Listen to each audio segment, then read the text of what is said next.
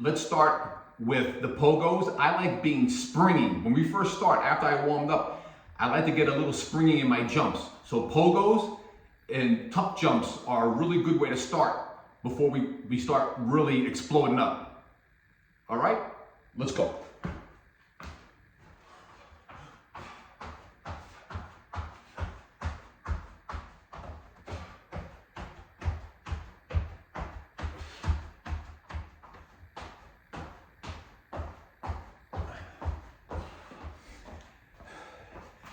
This helps build the stability in your ankles and your feet when you start getting better at plyometrics.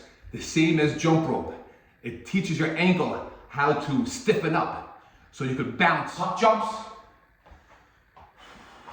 Start low first.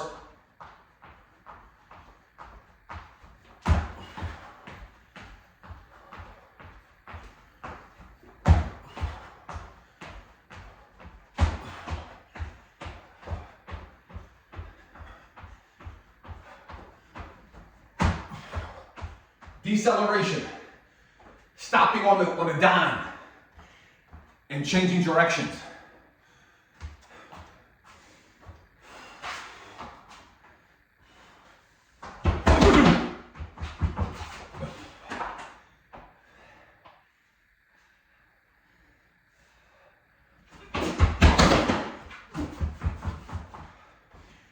This is great for, I'm 56 years old.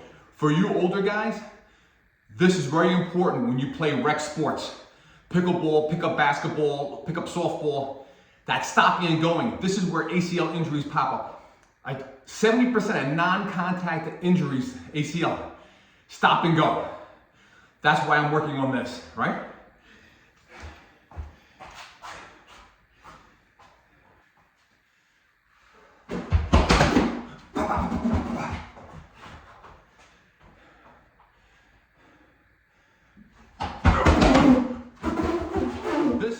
New exercise I'm going to do today will be an isometric hold for 4 to 5 seconds, and then we're going to explode up. I like doing this with lunges and squats. Hold for 4 to 5 seconds, build up force, boom, right? So we've done the same thing in the past for years with the barbell exercises, where we stay in an isometric hold and then we blast off.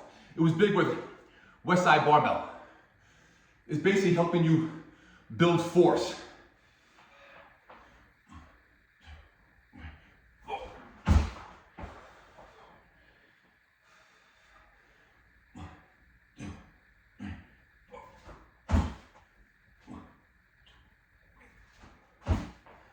Lunges.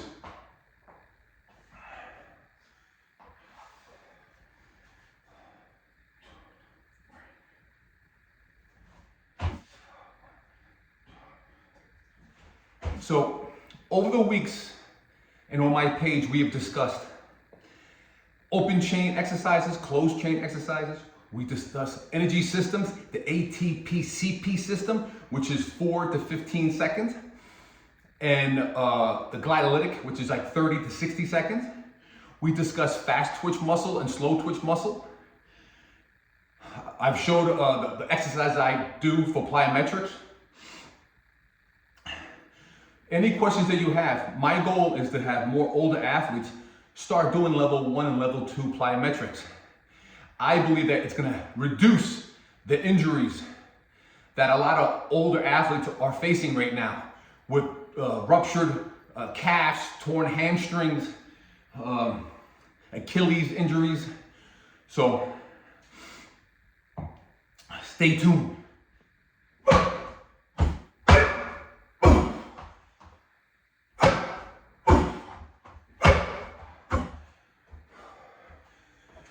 Now we're gonna change direction. I'm gonna land and I'm gonna go lateral.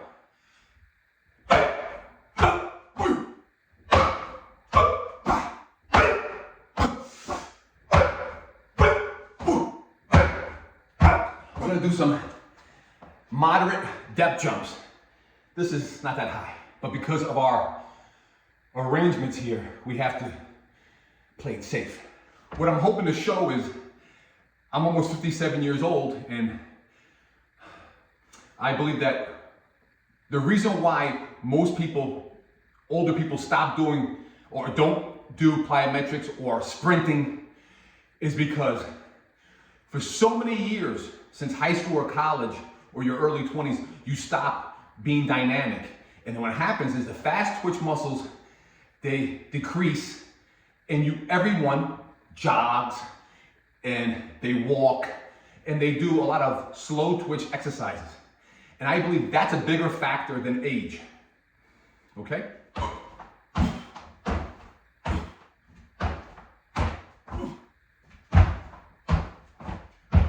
Last video is how important this movement is, going behind your body and coming up. It adds over 20% of force that you need. So sometimes I work on this to work on the hip force without the arm swing. Let's see how it goes.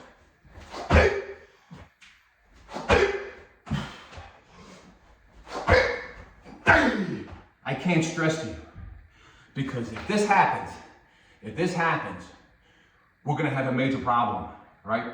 So we have to land hips, knees, and ankles properly, right? Even if you have to land on the outside of your toes, your little toes. We don't wanna be here. We can't be there. Come on, baby.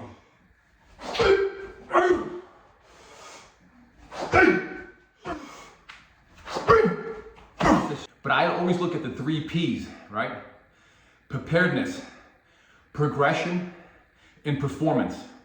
How do I prepare? 3 years ago, I started out with low-level hurdles and jump rope.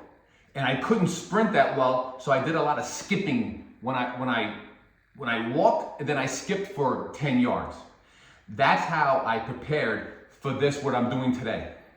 Because I was a 240-pound weightlifter. I couldn't jump. I wasn't that athletic because for years, all I did was machines and power rack exercises.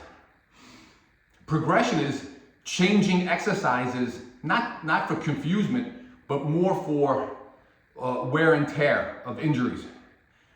And then the performance is how we land, how the arm swing, the hip, all those things is the performance. If I'm landing wrong, if I can't pick up force, if I'm landing on my heels, so I look at the 3 P.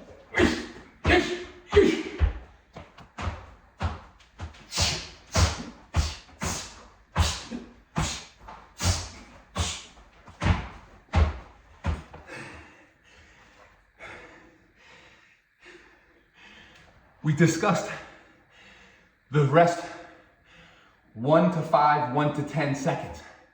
So if it takes 10 seconds, you're doing a 50-second to 100-second break. It depends on your conditioning, your age.